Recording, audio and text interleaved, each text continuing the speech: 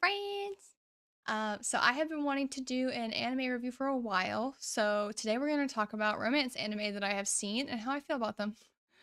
Because there's been quite a few recently. I have read manga for most of them.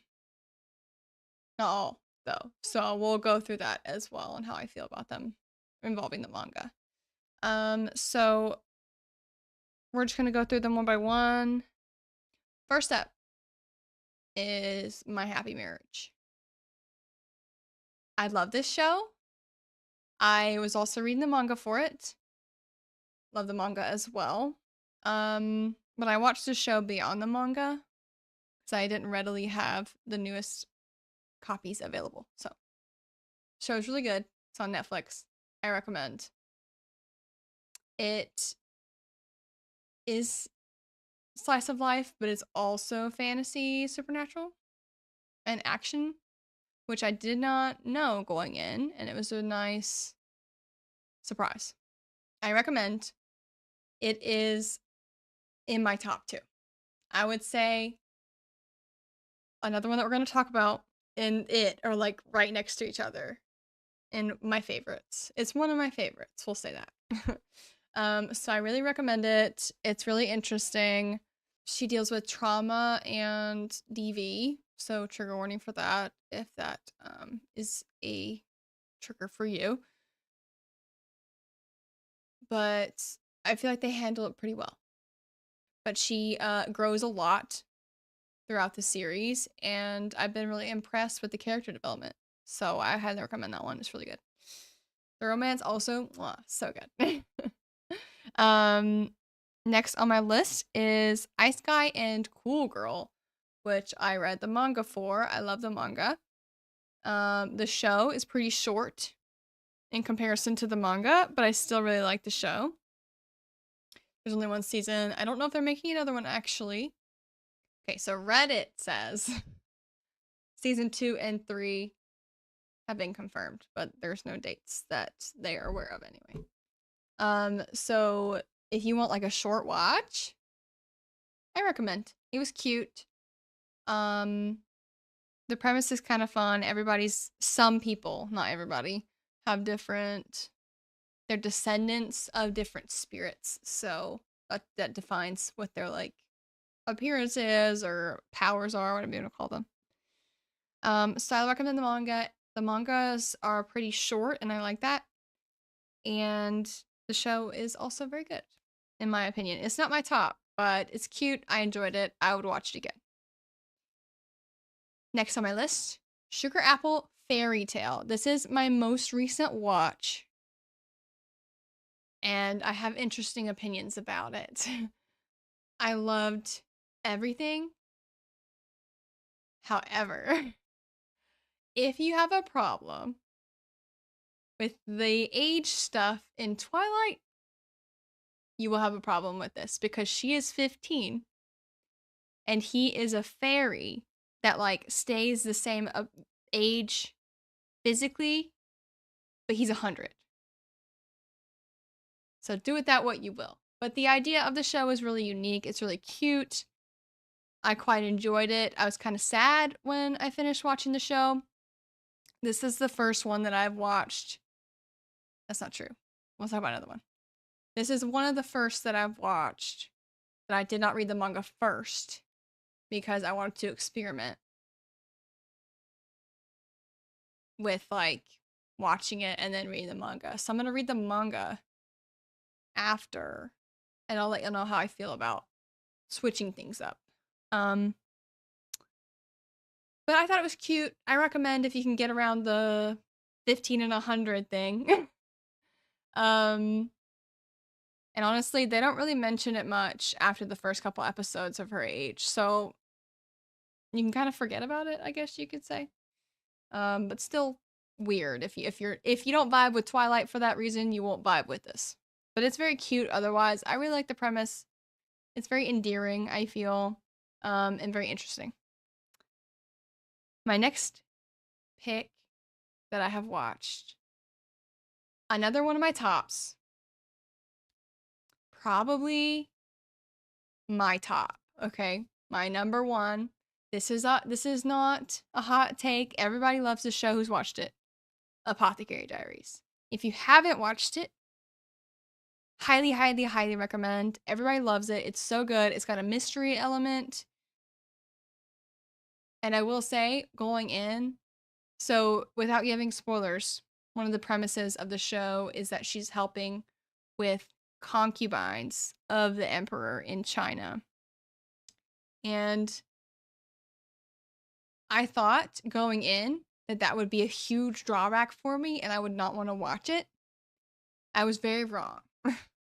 It still is such a good show, even if you're not vibing with that part.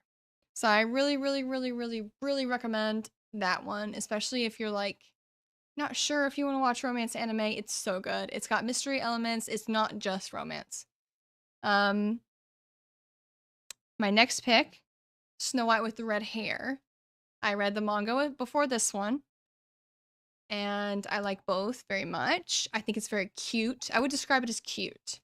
Very endearing and wholesome for the most part.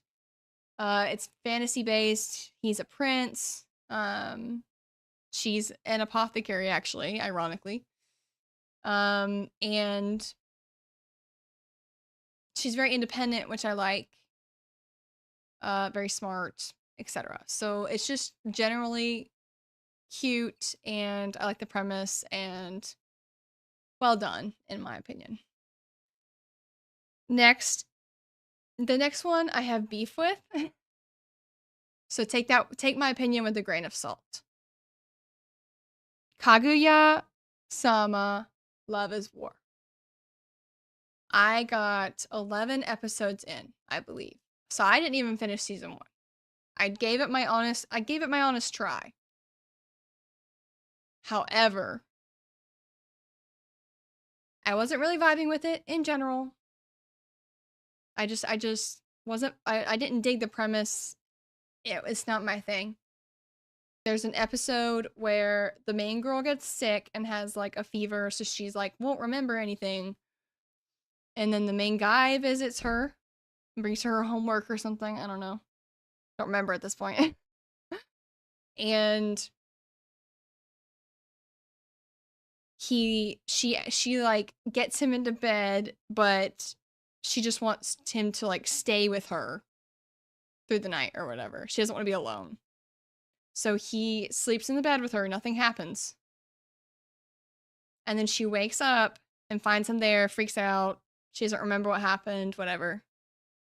And then he says that he didn't do anything, and then she gets upset that he didn't do anything.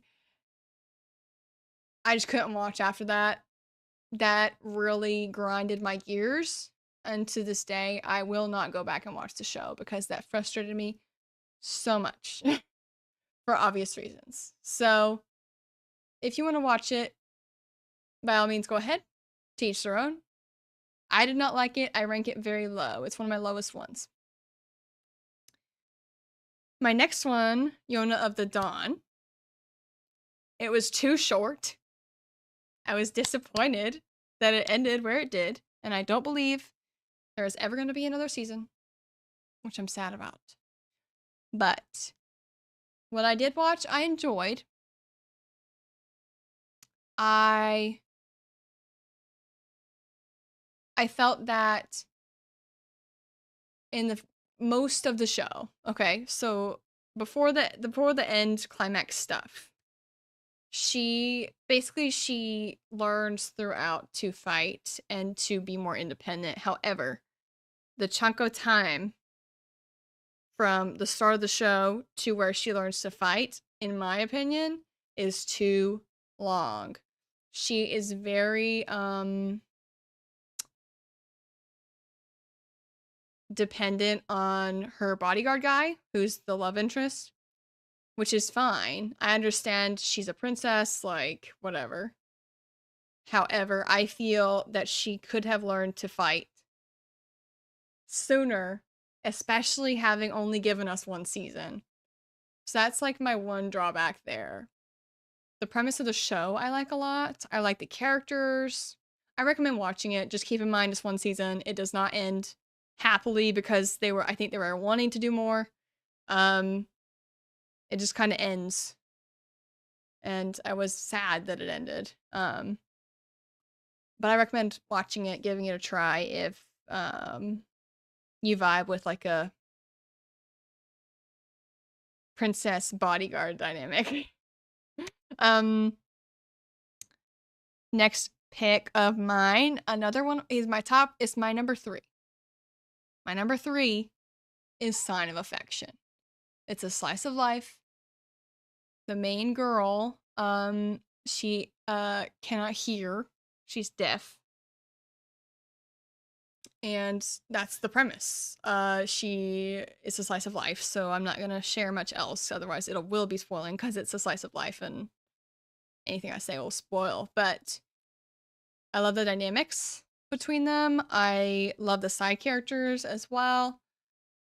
I read this was my first manga actually. Sign of Affection was my first manga. It's still my favorite manga. Romance manga. And I just thought it was really cute. The manga is still ongoing, but the show, I don't know if they're making more seasons, but the show does not end where the manga ends right now. But I would recommend. I really enjoyed watching it, especially like with the manga, because I was expecting cute scenes that I got to watch twice from the manga to the anime. So that was cute. And it's one of my few slices of life on this list, and I feel it deserves the spot because I love it very much. So I recommend a lot. Last one that I've watched recently, I have not finished this, so be warned about that. But I started it, is Tomo-chan is a Girl. It is in, the genre of recommended to me on Crunchyroll, and I'd also seen a lot about it, so I decided to give it a try. I will be honest, I'm not really enjoying it a ton, but that could be the high school dynamic that I am not really into anymore because I'm not in high school. So I can't really form an opinion on that one yet. I will try and update you next time I make a video about it, but so that's just kind of meh for me right now, but I haven't finished, so keep that in mind. But yeah, so those are the romance anime that I have watched so far. So I am still getting into more, obviously.